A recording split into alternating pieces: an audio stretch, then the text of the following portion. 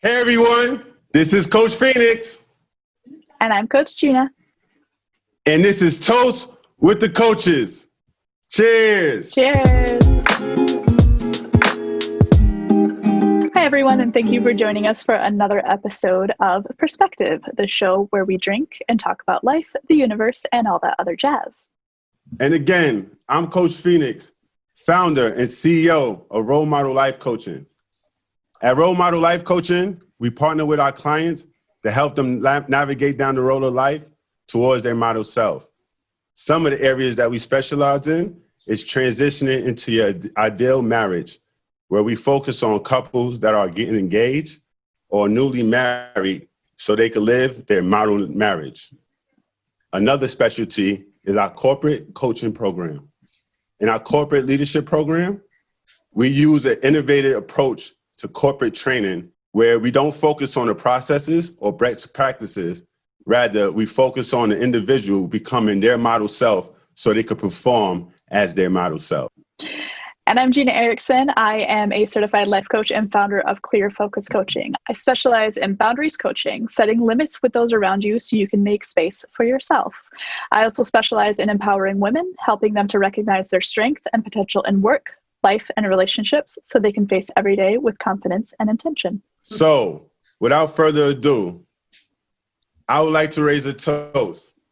I would like to raise a toast for a fixer, AKA the real life Olivia Pope, for Fortune 100 companies, government agencies, and influencers who appeared once in Fortune magazine and on the cover of Business Trade.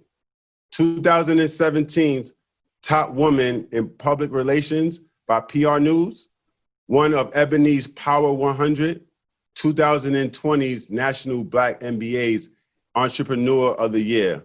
Raise your glasses high for a powerful woman, but most importantly, a God-fearing woman, the fabulous, the beautiful, Kimberly Blackwell. Cheers. Wow. Cheers. Cheers to me. How about that? With some Cheers to Fiji you. water. I love that you just own that. You're like, yeah, cheers to me. I am awesome because Exactly. you are. I think Coach Phoenix, he might send me an invoice for that intro. That was pretty good. That was pretty good. Almost as good as my mom's. Almost as good as my mom's. I'm saying, Kim, Ooh. and Gina and I, both our practices, that's what we do as life coaches. We partner with our clients, and sometimes we are that cheerleader to keep pumping you up and getting you from that stuck place to an unstuck place in your model self. Yeah, everybody needs that by way of support, by way of just kind of like the truth tellers. And, I think a lot of times, we just really need safe space to have that dialogue and unpack. Mm-hmm. But be in a trusted environment with experienced and trained individuals to help us navigate our way. Absolutely. Yeah, Absolutely. very well put. Let's get right into it, Kim. So you are the epitome of success. Here you are, this strong, swagged out, intelligent, fierce, and brave, successful woman who has turned her hobby into a multi-million-dollar empire. Friend of the stars like Candy from Real Housewives of Atlanta. However, you maintain a low profile, but there's so many questions surrounding who you are. So Kim, myself, Gina, and our audience is dying to know, who is Kimberly Blackwell and how did you build this dream of a life of yours? Wow, that's a layered question. So let me start with... We got time. I know, right? So let me start with the easy stuff. So who is Kim Blackwell? To your point, Coach Phoenix, Kim Blackwell is definitely a God-fearing woman. She is led by her faith unapologetically. She will say blessings in the Lord's name in meetings, and folks just know that I'm very humble and grateful by all that has unfolded in my 21 years as a business owner and my 40 plus years on earth. But who else is Kim Blackwell? I am very much a family oriented person. I grew up in Cincinnati. For me, family and my faith are cornerstones. They keep me grounded. They keep me focused. They keep me motivated. I am a proud Ohioan. Kim Blackwell is a business owner who started her company PMM out of a 600 square foot apartment right out of college and has scaled it to a multi-million-dollar enterprise. I say that not to brag or boast, but I say that for anyone who may be listening who, as a business owner, is navigating their way through a pandemic. I will tell you, I have survived 9/11. I have survived the economic downturn. I will survive the pandemic, and you can too. Kim Blackwell is a serial investor. As much as I'm a fixer, I'm a deal flow girl. I'll give you some other little tidbits and factoids that folks don't really know about Kim Blackwell. Yeah. Tell it. In my earlier years, Kim Blackwell has been an educator. Most people don't know. As soon as I came out of grad school, I taught for 10 years in the master's program at Xavier University in Ohio. Oh, wow. Yeah. What was your area that you taught? So it was actually in the Master's of Education in the Sports Business Management program. Okay. So what I will tell you is that I am a sports enthusiast. What? Well, who's your team? Are you so Ohio State? Remember, I'm a Buckeye, but I didn't tell you yet that I went to Syracuse, so I bleed orange, right? Oh, okay. But right now, in this moment, in this hour, I'm going with our fellow Ohioan LeBron James and the Lakers as we enter the NBA Finals. Let's go. I am a season ticket holder for the Bengals. I'm a season ticket holder for the Falcons. I'm a season ticket holder for the Hawks. It is a pastime for me that as a workaholic. Hi, my name is Kim Blackwell and I'm a workaholic. And y'all think I am. But that is how I kind of unwind in the company of business colleagues and friends. And then I get to catch a good competition as well. Kim Blackwell, as a sports enthusiast, many folks don't know, has also been a sports agent. Kim Blackwell represented Cheryl Swoops of the WNBA, did everything by way of her WNBA agreements, her overseas agreements, her endorsement deals.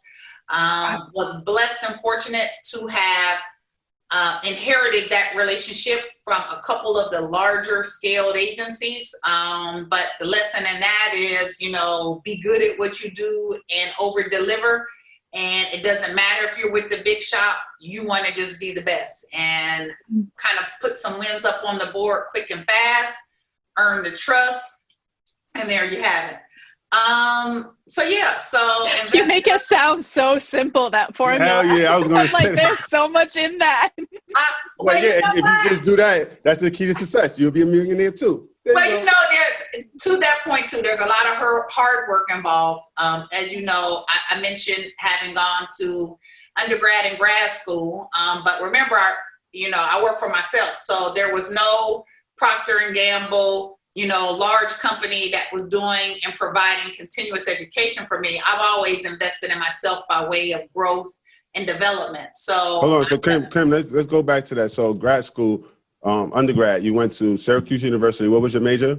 So at Syracuse, I was in psychology, interestingly. Yeah. Okay. Got you. And then for my master's program, then went on with the concentration around sports management. And that was at Xavier? Yeah. And so from that standpoint too, as a professional though, in scaling my business, I've done executive leadership programs at Harvard, at Dartmouth, at Northwestern, at Cornell. I'm certified as a diversity professional at Cornell because as a Black woman, I always knew that even great was not going to be good enough. Good enough. And so for me, it was how do I over-index in all areas to build a confidence that may be harder to build with others who don't know me. And, I've been very fortunate too, though, on the other side of that. Hold on, Kim, let me touch on something. Okay. So you said as a Black woman, you had that mindset, right, early on. But where did you get that mindset? Like, where did that come from? Good question. So, Coach, from as long as I can remember, you know, I'm the parent, my mother's an educator. And so my mother always raised her children and always called us genius. So to the parents who may be listening and or watching, just know that words matter. And so I always knew that I was enough, if not more than enough, right? And so for me too, the fact that I knew it, I still wanted to kind of build so that others knew it as well. And so, you know, it was always, I was, you know, in school, you know, my mother started me in school early. I started school at the age of 3. I was advanced grades. I graduated very young, you know, but there was always a confidence that I had. And I think that started in the household, you know. You know, one of the things too that was interesting in my household is that because my mother was an educator who started as a teacher and retired as the superintendent of the Cincinnati Public Schools, I would come home and I would see all kind of kids in my house, in the sense that my mother would, as a teacher, bring those students home who may have been less fortunate, may not have had the same type of surroundings. So I might walk in and there's a kid at the dining room table doing his homework because my mother knew that he or she needed that type of extra support. Yeah, it takes a village. It takes a village. Yeah, it really did. It takes a village. And, you know, for me, it was seeing at a very early age that to whom much is given, much is required. And I saw my parents kind of embody that by way of service, by way of community, by way of tribe, by way of assuming responsibility outside of their household. And I developed that in the same way in which I would approach, you know, high school, college. You know, I was competitive. You know, I told you I'm a sports enthusiast. I played sports in high school. What sport? So I played both volleyball and basketball. You was nice? You was nice in ball? I was nice. Fun fact, I was offered a scholarship to Yale. What? At the time, though, I know my father does not let me forget. At the time, though, there was no, like, you know, really strong pathway for female professional basketball players. You go straight, it's like overseas if you want to continue. Yeah. So, you know, and the leagues have started. I think the ABL was out, you know, not quite the WNBA, or maybe it was, and I just wasn't as familiar. But I didn't really kind of see that as a, like, you know, must have for me. So, you know, I went ahead and went to Syracuse. I was actually asked to walk on my freshman year. But, you know, at that point, you know, I'm 5'10", I'm a freshman. You're 5'10"? Yeah. So for the first time, I'm seeing like guys taller than me, because, you know, in high school, I was like the tallest girl in like the high school, you know. So I'm like not focused on basketball. Yeah, you're in the Midwest. Everybody's, they're not.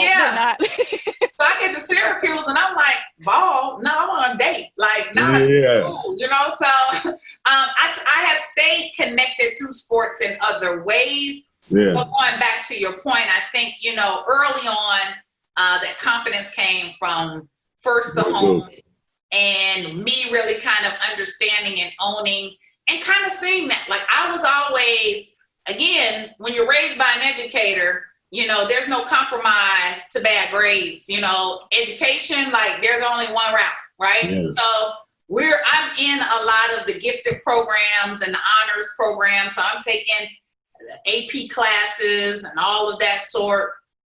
And, you know, performing. Can I ask, how was that? Because you said that you did get into school early and you graduated early. Was there a lot of pressure? Did it come naturally for you? What was that experience like? Great question, Coach Gina. I think for me, it's like, it didn't feel like pressure at the time. Now, I will tell you, I'm my worst critic.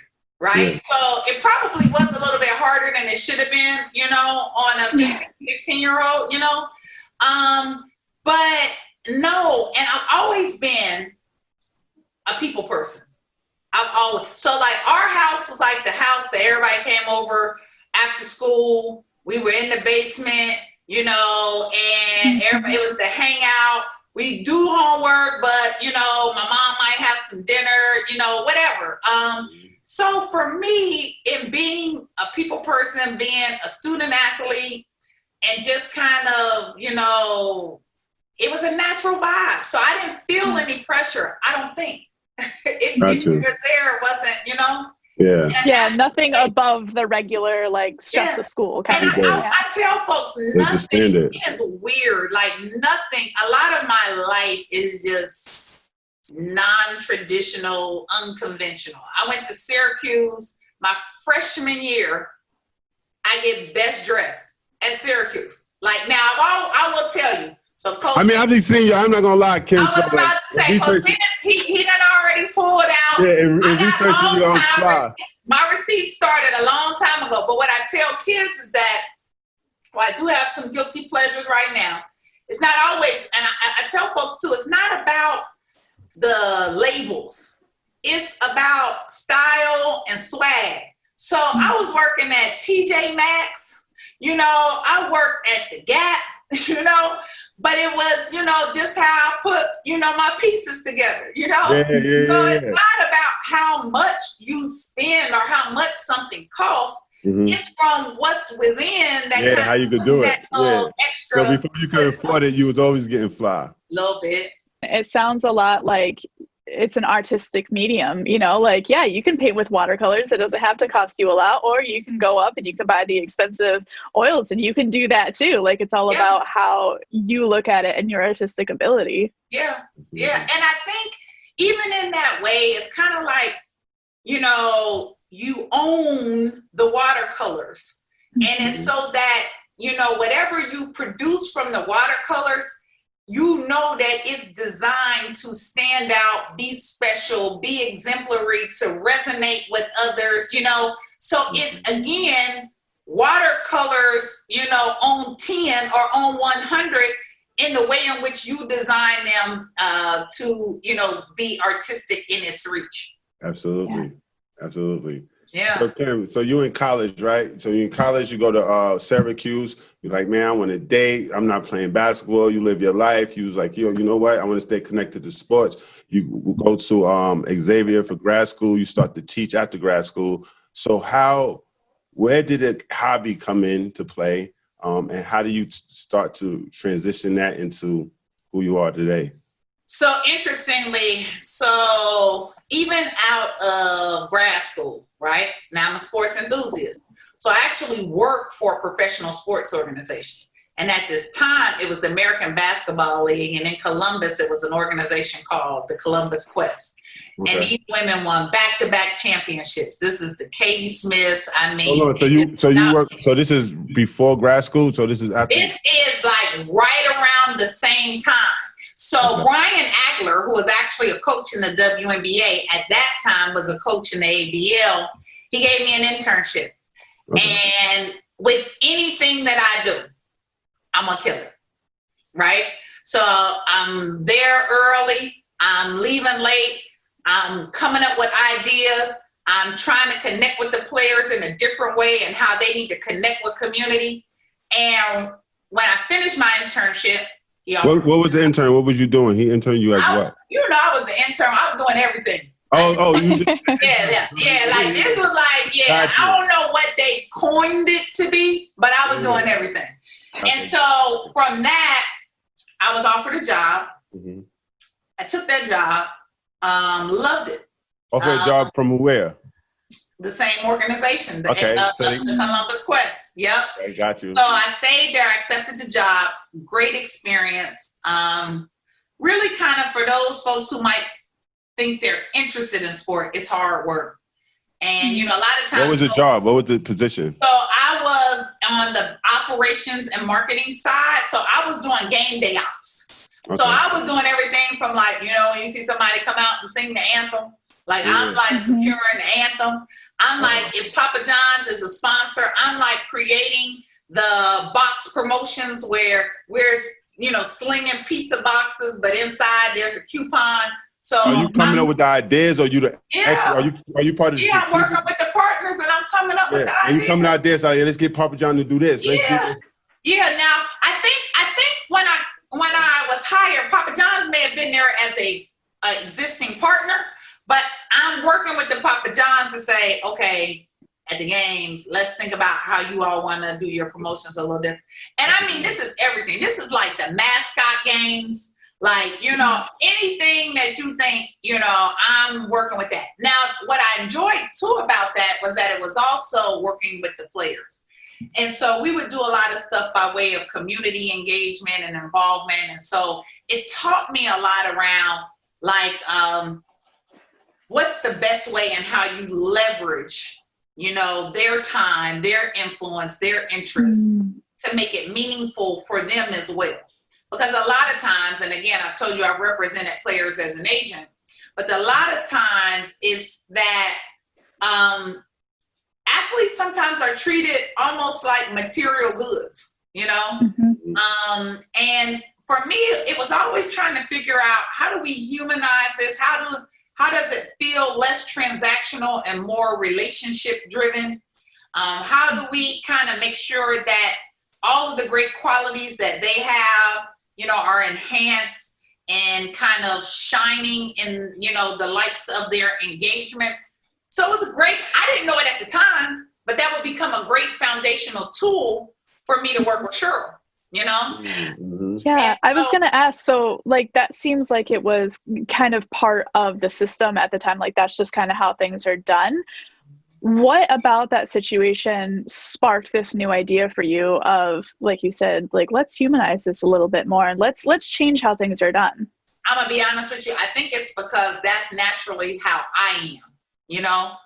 And so for me, it was, how do you help others be their best selves in their authentic self, you know, where they're going to thrive and be most comfortable. And that's really what I try to do, even in my day-to-day now, you know? Yeah. You are speaking to my life coach heart right now. Pulling out those strings, right, Gina? Well, you know, because I think that's important. I think, you know, when you try to operate from someone else's framework, it puts a lot of restrictions, boundaries, limitations. Folks can tell that, you know, you're somewhat constrained, if not bound, and doesn't really allow you to thrive in a way in which, if you're able to unleash all of your potential, all of those things that help create the unique you. And I think that's what people really like. For me, it's always kind of like introspectively looking at what is it that is kind of like, you know, the key differentiators, like where's the white space for me in the sense of kind of putting Kim Blackwell and, you know, where she can't be compared in certain things, you know? Yeah, like, I love that. I want to take what you just said and put it on a pamphlet and hand it out and be like, everybody needs that information. Because it's true. Like I feel like the best way to live life is, like you said, to be that authentic and to bring who you are into whatever you're doing and say, how can I impact this? How can I make it better in a way that no one else can? Yeah. So again, that's kind of how that flowed. And then fast forward, you know, I was working. So the ABL, American Basketball League, it ends up kind of disbanding because the formation of the WNBA is occurring. Okay. So those players that were in the ABL kind of go to the WNBA. Okay. I then actually go and work for the mayor's office. Mayor where? I was tapped in Columbus. Columbus. I worked under Mayor Greg Lashutka's administration. Okay, so how did you make that transition? Sorry. Well, you know what? They tapped me, you know, and they were like, I knew somebody who was in a position. They were leaving, and they said, you would be perfect for this position. It's more so community driven around community affairs. And it was, the title was special assistant to the mayor, right? And it was really around kind of bridge building in the sense of, you know, different key partnerships for the city of Columbus. Now, I loved what that job represented. What did it represent? In the sense of how do you connect to community, find meaning in the citizenship and public office. But working in government was a little different for me. So there's often a lot of bureaucratic red tape. And see, I'm Wait, in the government? No. No. Yeah, talk about it, especially in this time where we ride around like politics is heavy right now.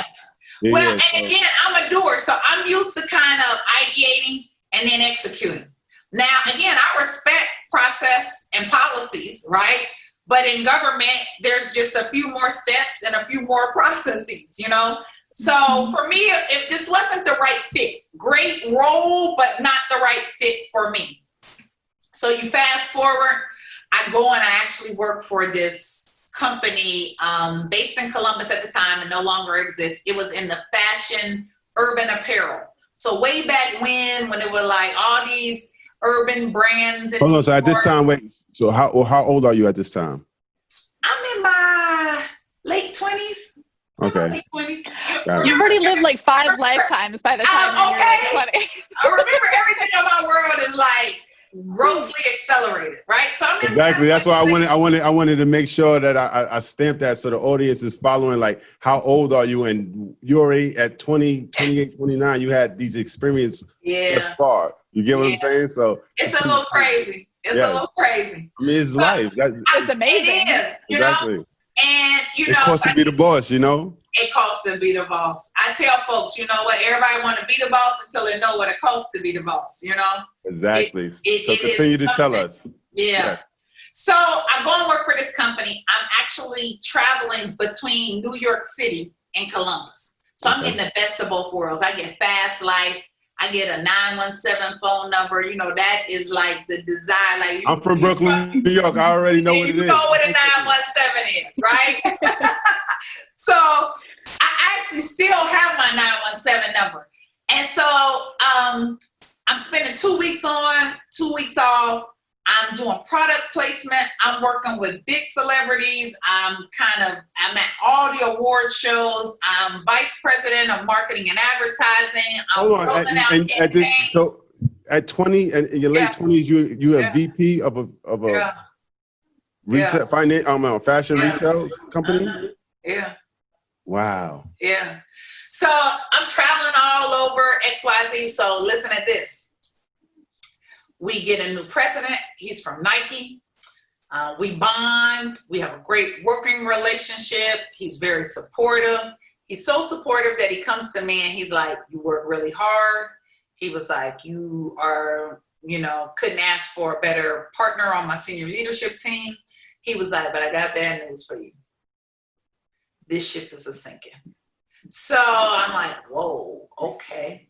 So one of the things I will tell you, I'm loyal to a fault, right? So I rode the Titanic until we hit the iceberg, okay? It then kind of had me to where I am now unemployed, okay? How old are you at this point? I'm 30-ish, yeah. Early 30s. Yeah. And I am kind of thinking like, okay, now mind you, I forgot something. In the course of that job, I was meeting other people and having the opportunity to spend time with many business notables in Columbus. I sit down with a woman to whom I love dearly. Her name is Donna James, African-American female at the time. She was the senior most ranking African-American at Nationwide Insurance. She knows my parents. We go to lunch one day. It's probably a favor to my parents. They were probably like, help our wayward child. And, she is kind of giving me some nuggets of wisdom. And she was like, you know a lot. And I'm like, oh, thank you. She was like, have you ever thought about just kind of going into business for yourself? And at the time, I had already started PMM. PMM started in 99. Hold on, the audience don't know what PMM, you like to go. So can you let them know who? PMM is my company, and that's what it stands for, PMM. All of that, the rest is PMM, right? So PMM is my company. It's a full service marketing, advertising, comm strategies firm. At the time, we were just consulting by way of strategies. So people would come to me and say, hey, I need your help. It was a great shell for me to be a solopreneur. I stand it up as a business. But I love what I do. Remember, I'm between New York and Columbus, living my best life, traveling all over. So hold on, what made you start PMM in the first place? So if you back and forth I wasn't trying to take money on my Social Security, and an attorney said you need to go ahead and set this up as a legal entity, and so we set it up as a business. So I became a consultant, a single person business owner, and that is what started PMM as my side hustle. Gotcha. Now I say fast forward, my side hustle has become my main hustle. Yeah, hold on, wait. Let's pause. Let's go back to the story. So PMM, they know, the audience know what that is. So you sitting there, you having a conversation with now as your mentor, based on the relationship with your parents. Go. Bam. So she says, have you ever thought about starting, going into your business, on your own? I'm like, nah, because at this time, I'm kind of loving what I'm doing in New York because I haven't lost my job yet, right? And you live fast forward, I lose my job. Yeah. So when I lose my job, though, I'm still getting offers. I'm getting offers. Remember, I've worked in professional sports. So, at that time, the Minnesota Lynx, WNBA teams are coming at me. NBA, the Lynx. Sorry, I'm in Minnesota, so the Lynx have my heart. See, the Lynx. So the Lynx, they came in. They were like, hey, we've seen your background. We'd love to have you. But there was a little voice that had some feet as well tapping on my shoulder that said, should you maybe test this thing out in what Donna has said that you're good at? So what I tell people is that sometimes people will see something in you before you see it in yourself. All the time. Because it was never my intention to have PMM as my main hustle. PMM was supposed to stay my side hustle, allow me an extra stream of revenue by way of added income. But I was supposed to stay working on the in-house side in areas of marketing and brand management. So Kim, can I interrupt you for just a quick second? I just want to bring up something that a gem that you just dropped on everyone, and I hope that they caught it, right?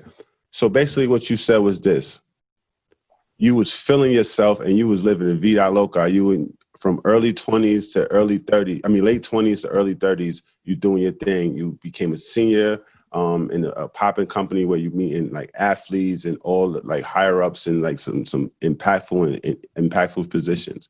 But then something happened. Because of your loyalty to a default, someone came to you and said, hey, this ship is selling, but you say, you know what, I'm still gonna ride. You still had your side hustle, but you were still riding with that company until they laid you off. But the gem that you dropped was this. You said that when you got laid off, you turn your side hustle into your main hustle. And you also mentioned now you got $1 million empire. Ladies and gentlemen, did you hear that? She turned her side hustle because she got laid off. So everyone, when something bad happens to individuals, they feel like, oh my God, the worst thing happened to me. And they get into this hole and they feel like they can't get up. What you did was this bad thing happened to you and you turn that into the best thing that ever happened to you. Yeah. And what I tell folks is that... Can we get a cheers? Can we toast to that? Yes. What I tell people though too is that, I've always kind of been that glass half full person. So to your point, even when circumstances may appear to be glass half empty, I'm already Olivia Pope in that joint trying to figure out how do I fix this? Fix it. But I try to tell people that all the time, Kim, and that's what the message I try to push is that for every bad thing, there's probably 20 good things that's happening, but you just have to open your eyes and you have to listen. You have to listen to those individuals that say, hey, I think you got what it takes, and don't talk yourself out of it. Just go for it. Yeah. And you went for it. And I will never again, Donna James knows, I tell her this all the time, there is nothing that she can't call me for and ask me for that I won't do, And she's always behind her. Pay homage. Yeah, but she would say, Kim, that's not necessary. But, a few other things I want to make sure we kind of get through because this time is going so fast in our discussion. I said I'm a woman of faith too, right? I told y'all that. And as I'm kind of writing my book now, one of the things that I really want to say, and again, for everyone, it doesn't have to be the same sense of divine leadership that I have, but I know that it is God for me. But I tithed off unemployment. And I tell folks that, right? Because I do believe in the principle of tithing. And so in good times and in bad, I have given up that 10%. Like he gets his no matter what. Good times, bad, he gets his. And I honestly believe too that discipline, that commitment, that sacrifice, that obedience, a lot of the favor that I've been able to have, a lot of the anointing, a lot of, the grace and the mercy has come by my being led. And there are a lot of things that happened to me that I could never explain. Kim, like, people are like, Kim, how'd you do that? And I don't even try to explain some stuff. Now, some stuff, I did manufacture, right? But there are other things that I have not. And I do believe for me that is a contributor. Now, let's get back to the story. So I'm in my house. I move out of my house into this 3-room office. I begin to hire people. I'm scaling my business. I have a lot of people who are betting on me. Folks that are kind of like within my sphere of influence, a lot of business coming to me by way of referral. Can I ask, when you started up this business, did you invest in it with your own finances that you had at the time, or did you have investors? What did that look like for you when you started up that business? Bootstrap my business. Now, here's what I'll tell you. I'm very proud of that as a story. But I will tell you now, there were a lot of things that I did not know that it could have been easier and different. So now as I go around and I'm telling and talking to small business owners, Black, white, male, female, whomever, and I'm looking at all of the different resources by way of incubators, accelerators, SBA, crowdfunding. There are a lot of different ways to get capital into your business now. Mentor protege programs. I was not a great student of that at the time. And so I spent a great amount of time trying to make it easier in some of the things that I missed out on by way of opportunity. But I bootstrapped my business. The other thing I would say, if there are any business owners, credit matters. Say more about that. Just in the fact, and we know it, everybody has a credit score. I will tell you early on, and I'll share some of my warts with you all. My father told me don't get any credit cards in college. He told me. Did I listen? Hell no. So listens to their parents in college. American Express and I, we've had 2 lives. We had one life that ended not so well as a college kid who should not have had an American Express card. But now I'm a member since 99 and we're pretty good with that Centurion card. So it's understanding too that credit lends its way to access and opportunity. And so when I was able to recover from my younger years and mistakes around money, I got very disciplined with money in my 30s. And it was probably my mid to late. It should have been my early, but it's probably more like my mid to late. I also learned too about, appreciating assets. I am an avid art collector, so I've learned. I am as well. You are? I mean, no, it's probably not like your art collection, so let's not talk about it, but I am. Well, and then through art and through property. So, residential and commercial. So me coming out of that 3-room, coming out of my home into that 3-room office, I told you we scaled it. I now own that building. So, it's understanding, because here's what happened there. When I scaled the business and I had grown into a larger space in that building, we were probably occupying, about 4,000 square feet. And this is in Columbus still. It's in Columbus. And so I started thinking about the corridor was changing, and I kind of went to the owner of the building at the time, and I was like, building's not for sale, but if you're ever interested in selling it, I'd love to have that discussion with you first. Time, he wasn't interested. Fast forward, You put that bug in his ear. Hey, timing is everything. And less than a year later, he came to me. And again, I was in a financial position of health and access to capital to be able to buy the building. And so that's why I try to say too, whether you're an entrepreneur or not, you want to kind of look at where and how you get your finances in order, so that if it's buying a home, if it's buying property, if it's making an investment into your business, you are preparing for the unexpected. So individual credit for the audience, individual credit and business credit, is that the same? So like so based on your individual credit score.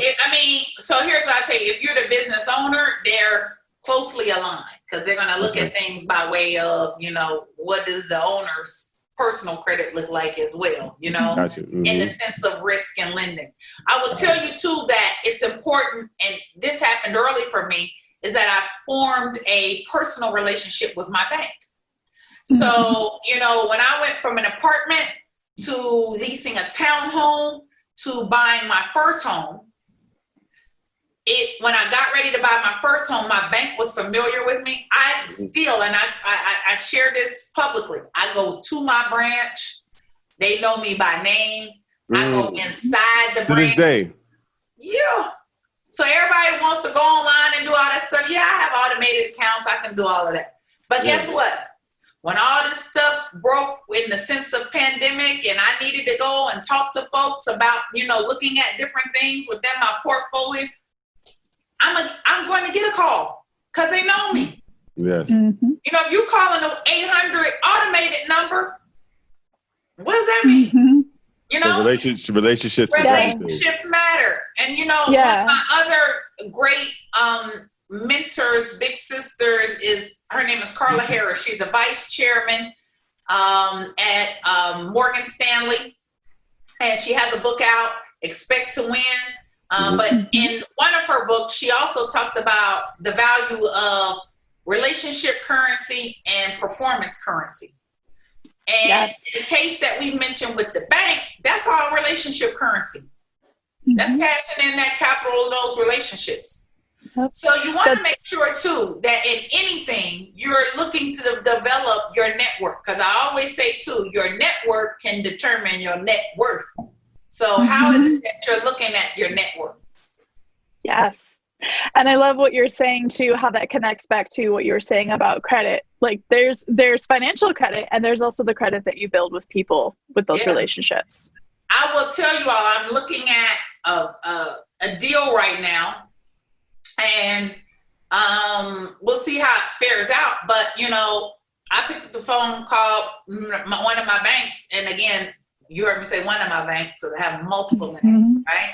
But called one of my banks and said, hey, I'm thinking about this deal.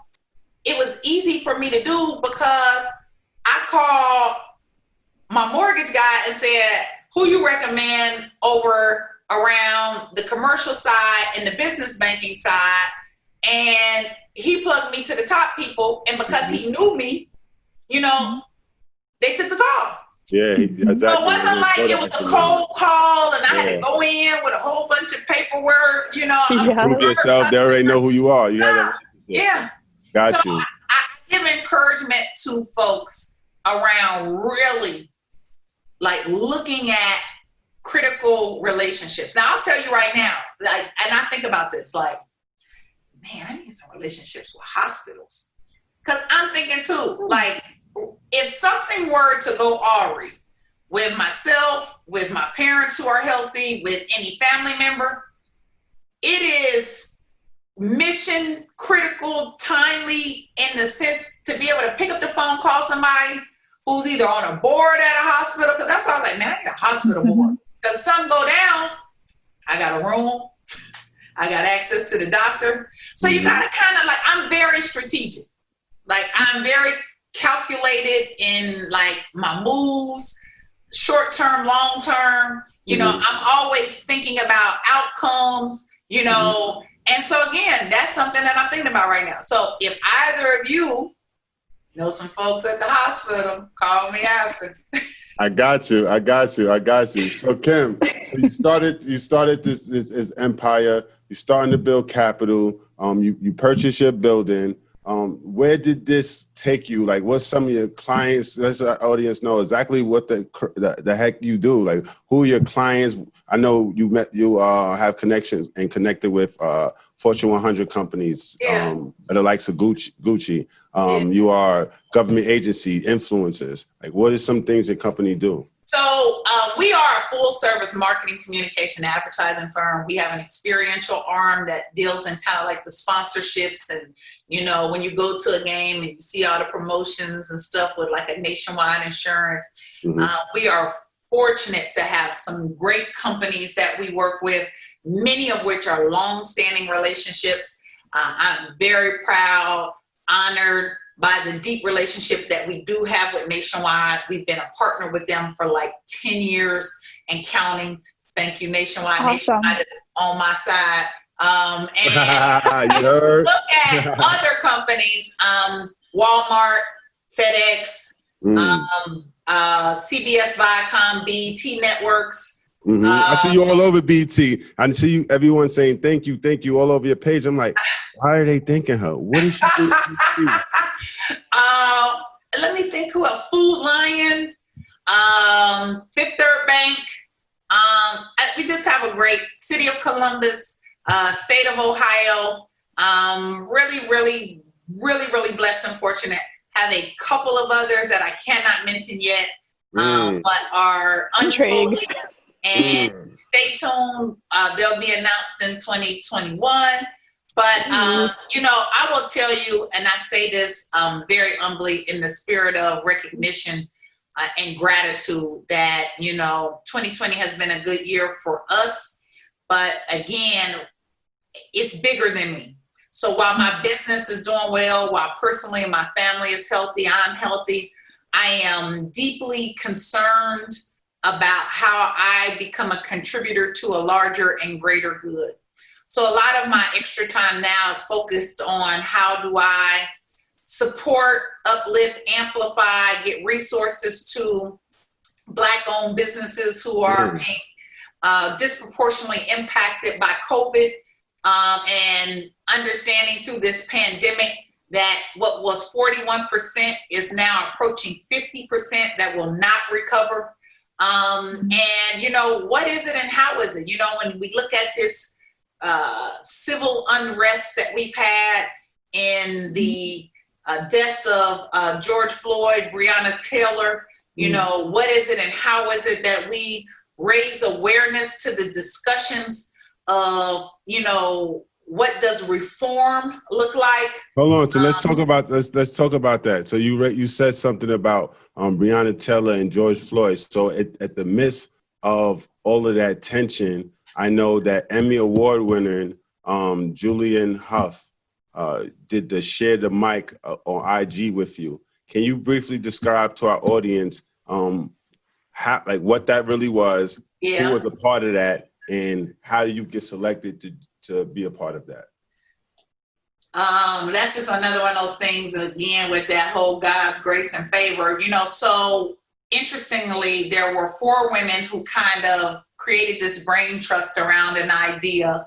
I knew 2 of the Black females responsible for that cluster of brilliance. And between Lovey and Bozoma St. John, they tapped me and said, Kim, you know, we'd like to pair you with Julianne Huff, right? So I knew of Julianne through Dancing with the Stars, you know, but interestingly, I was not aware of her own controversy in an incident with blackface, right? So what I love about, I call her Jules, what I love about Jules is that on our first conversation, right, Jules? Hey, Jules. What I love about her is that, now remember, I told you I bring my authentic self to any conversation, any room. Good. And so for me, I was like, let's take the elephant out of the room. I've done a little research, right? Because again, I didn't know her. You know, we were on the phone for the first time. I said, and I saw something. I said, now, I want you in your time, your place, your way. Please don't let me, you know, kind of intrude in a sense, in the spirit of disrupting this introductory vibe. And she immediately stopped me. She said, I would love to talk about it with you. I said, well, let's you and I talk about it. But do you want to talk about it beyond you and I? And, you know, it was weird because I think she knew that I was not going to put her in harm's way. You know what I mean? So I think she felt somewhat protected. It was not going to be designed to be an attack. It was going to be designed to be a conversation about where and how she would have an opportunity to share, you know, from her perspective, take accountability in any way that she wanted to take accountability. That was not for me to define. And so fast forward, this whole Share the Mic came about. 50 Black women take over the platforms of 50 white women. These white women have like large platforms. So this is like Julia Roberts. It's like,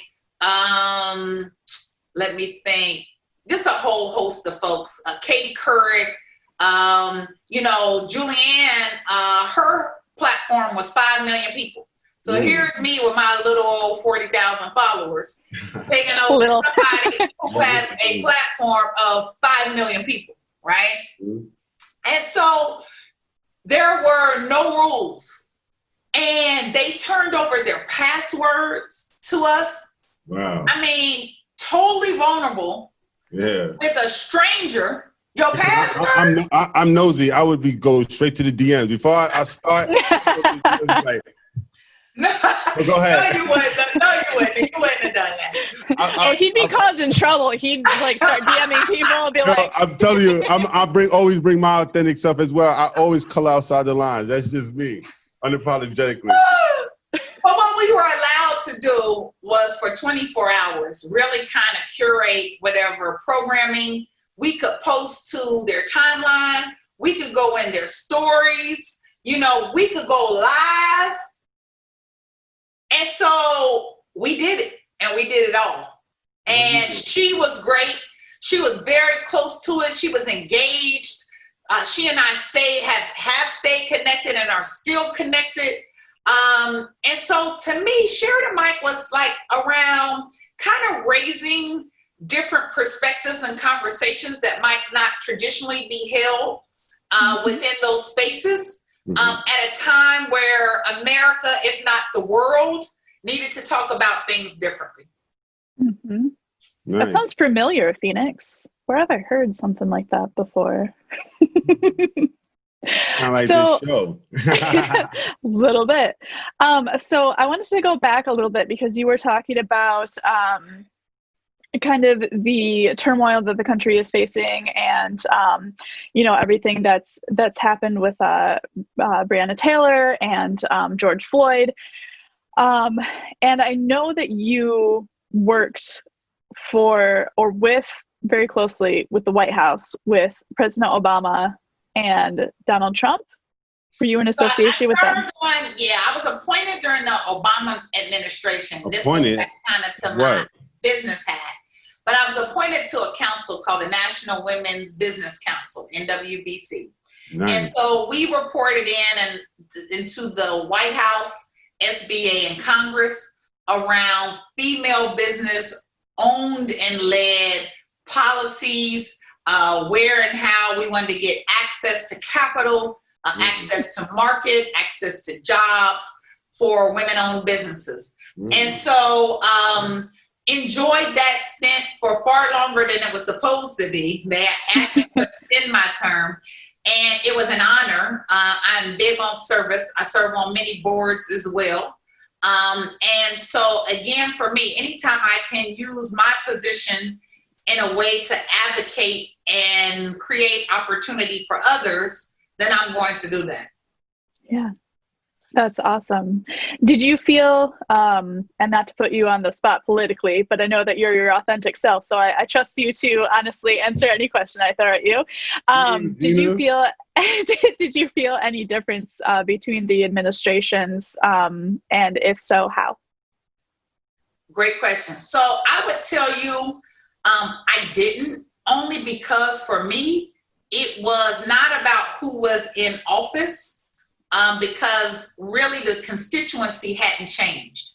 Mm-hmm. So I was still pushing and advocating for the same group of women business owners that were in the Obama administration as it were to Trump. Mm-hmm. And I think, again, with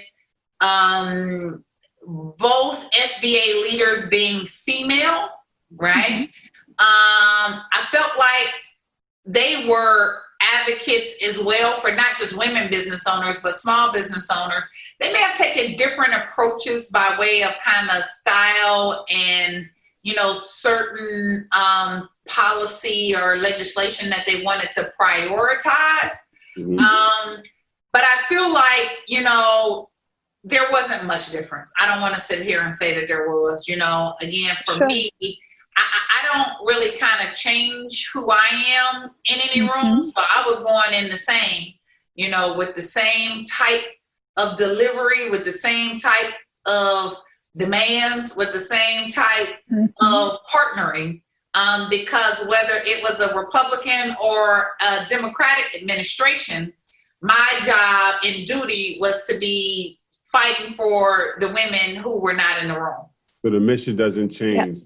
No. Fight the leader. Got it. I love that. And I love that nothing stood in your way or slowed you down. You're like, it doesn't matter who's standing here. I'm just still going to be me, and I'm still going to fight what I need to fight for. And I think, again, it kind of goes back to my style. So we talked a little bit about it by way of government and serving in the National Women's Business Council. You know, when I'm in a room with a bunch of guys sitting around the table and we're talking deal flow, and I may be the only woman in the room, I may be the only person of color in the room, I'm going toe to toe. You know, for me, it's about making sure that you're prepared, if not over prepared, making sure too that you're a good listener. You know, I think a lot of folks feel like, you know, you have to say a whole lot in order for you to be felt. Nah, sometimes that silence is very powerful.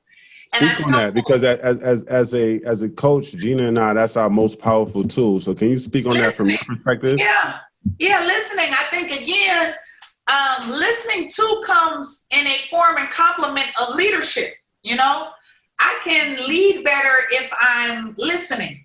And I tell folks there's a difference between hearing someone and actively listening, you know. And, you know, for me too, it's really kind of looking at that in the way of how I want to drive my outcomes, right?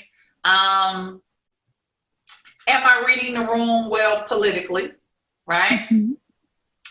Where do I fall within the value chain? You know, I'm always talking about what's my matter quotient, right? And in the rooms, especially with, you know, the kind of like, you know, deals that I'm doing, and even on the investor side, you know, by the time you get to the meeting, there are 3 other meetings that have already occurred. So where are you? Are you in that meeting that's on the calendar? Are you in the meeting before the meeting that's not on the calendar? And are you on the call before the meeting that's not on the calendar? You want to be in the room where it happens. Hey. Oh, I caught that, Gina. So, I want to be in the room where it happens. The room where it happens. But if you're in the room when and where it happens, a lot of times, a lot of the agenda has been driven before that meeting starts. So you do want to be in the room where it happens, but you really kind of want to be on that call when folks are kind of saying, Gina and Coach Phoenix going to be in that meeting. We got to take a vote on this issue. How are we going to position this so that we can get Coach Gina and Coach Phoenix aligned to where we need this outcome? I mean, I want to ask your professional opinion on this, because to me, looking in from the outside, that feels wildly manipulative. So, you know what I mean? So like, you know what? I think that's a fair call out, except if it's like, if it's done in a spirit that is kind of operating outside of an integrity model, yes. But the reality of it is that there are discussions happening regardless. Yeah. Right? Reality. So it's like, how are you preparing for that meeting through the discussions that need to happen prior? And that's not operating outside of integrity, you know? And because one thing I won't compromise is my integrity. You know, I come from parents that say, you know, your word is your bond. You know, I mean, it's just simple tenets, you know, about who you are and how you show up, you know. I think, again, by way of reputation, it takes you 20 years to build it, but 2 minutes to tear it down, you know. That's the truth. So you want to be mindful of all of those things, operating in a consistent practice, whereby what I tell folks too is that you want folks to where my biggest compliment or formal compliment is when I'm not in the meeting, if I have a conflict, right? And then somebody that was in the meeting calls and says, man, I wish you were in that meeting today. Like, I want my presence to be missed when I'm not in a meeting. Not that the meeting happened and, you know, my value and contributions were just like, it ain't matter, Kim wasn't here anyway, you know? That's a high form of compliment for me. But then too, it's also looking at what are you doing when you are in the room. And a lot of that too can be tone and delivery. It's style, tactics. How do you engage people? People like, you know, working and building with people that they like. So where is that relationship build happening and or occurring? You know, I tell folks all the time, the other form of compliment is, think about it when you play kickball, right? And there were two captains and they had to pick the team. You want to be picked early, you know? So where is it and how is it that you're showing up that people want you on their team? So for me, it's always looking at things by what is my value contribution? How am I bringing solutions? How am I bringing strong ideas? Where's the big idea? I get paid a lot of money for big ideas. But those big ideas must be executed. They must be measured. They must be sustainable, and they must provide impact. That is amazing, first of all. That's one that I recommend the listeners rewind and replay, because I think that one needs to be heard multiple times. I wanted to ask, so what I'm hearing from you too is not just that you're really good at what you do, because obviously you are very good at what you do, but there's an element of understanding humanity, almost like it's like you understand the human mind. And going back to that, your major was psychology. I was actually pre-med psychology because my original intention was to go to medical school. How about that? Oh, wow.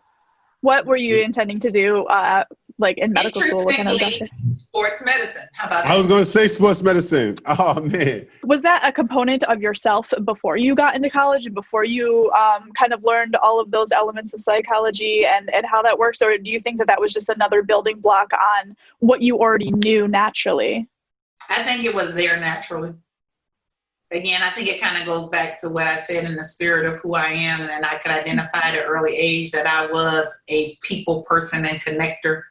I was one that paid a lot of attention to personalities and or characteristics by way of, you know, my teammates. You know, how could I get the best out of my guards, you know, when I needed them to pass me the ball? You know, how could I get the best out of my setters when I needed to spike in volleyball? You know, Kim, can I have an analogy? And So a friend of mine, we had a discussion one day, and he was like, we use basketball because I'm a sports enthusiast as well, and we use basketball in this analogy and saying, sometimes when you play in a full court, right? Say you and I run a full court, and you the point guard, but I keep getting the ball and I'm dribbling the ball, and when I dribble the ball, I'm losing the ball, right? Because I don't have handles. So instead of Kim saying, "Come on, Phoenix, like you don't have any handle, stop dribbling up the ball," and that killed my confidence. So now that I don't have any handle, when I get the ball, I'm gonna be so nervous that I'm turning it over and I'm shooting bad shots because it's in my head, that negative psychology, right? But what I got from you and what my friend and I turned this analogy into is, if you go to that play and say, "Hey, Coach Phoenix, hey, don't worry about dribbling up the ball. I got this. Go in the corner because you got that sweet jump shot. I'm going to drive in the middle and I'm going to hit you. And then I pass it to you and you hit that sweet jump shot." I said, "I told you, keep doing that." Yeah. That's exactly what it seemed like you were saying. And that, to me, early on, even in that spirit of psychology and kind of, building those relationships and trust, I think that set a stage early for me around my team building,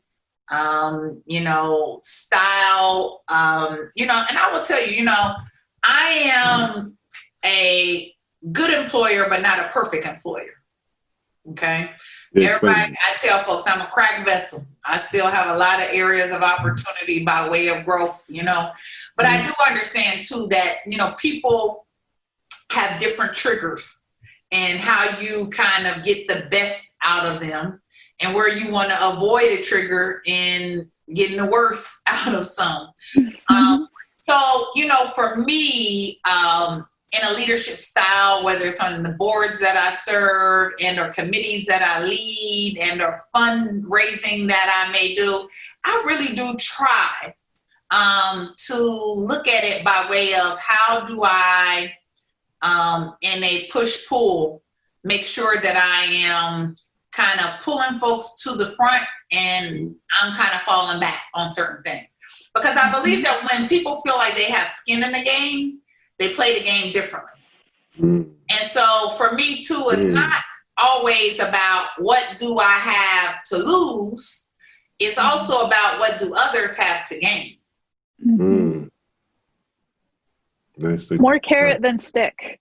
Yes, definitely. Nicely put. So Kim, oh my God, time, like you mentioned earlier, time is flying. I know we need to wrap things up. Before we let you go, is there anything else that you would like to let the viewers know? Anything you're working on that you want to put out there? I heard something about a book there. Yeah. I am slowly but surely working on a framework. I have some friends who are encouraging me and helping me to put some of those things in place. I actually feel like I probably have at least 3 books inside of me, at least 3.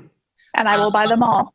Exactly. Thank you. So it's gonna be a bio, part 1, part 2, part 3. Now, you know what? So I'm a hyper private person, so I'm not ready to do quite like the memoir. Not yet. You gotta let it go. I think for me, it's really kind of also too kind of looking at it by way of motivational book, kind of lessons and learnings of an entrepreneur, and or.